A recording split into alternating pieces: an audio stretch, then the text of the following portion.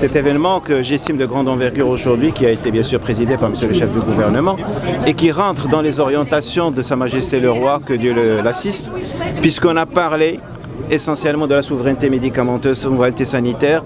Aujourd'hui, c'est un moment historique. Pourquoi? Parce que nous avons quand même appris des leçons de la Covid, de la pandémie, et nous avons vécu des difficultés à l'instar à l'échelle internationale.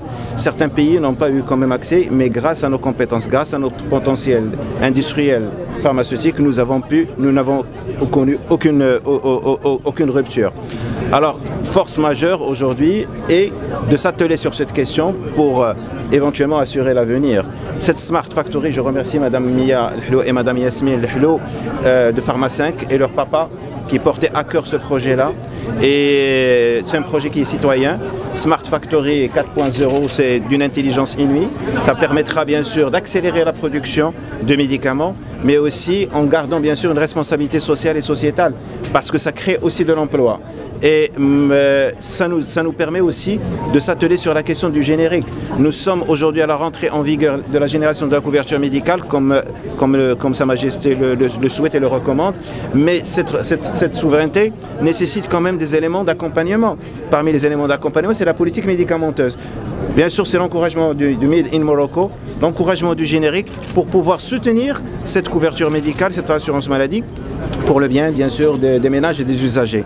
Voilà, donc nous ne pouvons que se réjouir aujourd'hui bien sûr de ce projet, et bien sûr ce n'est qu'un pas en avant pour les médicaments génériques, mais aussi nous avons signé un accord, un mémorandum d'entente avec bien sûr Pharma 5 pour accompagner d'autres nouveautés, des innovations thérapeutiques, surtout que la médecine aujourd'hui est en pleine mutation. Il n'y a pas que la médecine curative, il y a la médecine prédictive, et on va arriver à la médecine préventive, à la médecine personnalisée, qui nécessite quand même cet investissement-là. Évidemment, le tissu industriel pharmaceutique marocain est très bien sûr implanté dans le continent africain.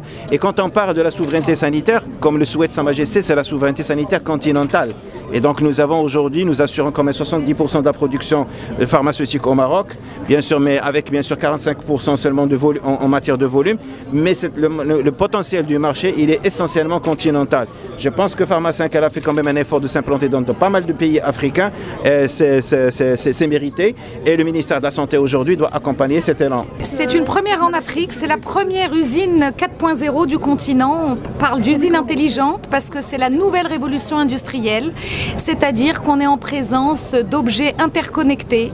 On traite d'énormes data, donc on est dans le big data, et on est dans une usine qui est complètement monitorée à distance grâce à des capteurs qui sont installés à la fois dans les locaux et à la fois dans les équipements pour monitorer, assurer la data integrity, c'est-à-dire une parfaite traçabilité de l'ensemble des étapes de production au service d'une exigence qualité accrue, mais aussi au service de gains de compétitivité substantielle, puisque ça nous permet d'agir en amont en termes de maintenance, d'être dans de la maintenance prédictive, et de combiner à la fois compétitivité et data integrity.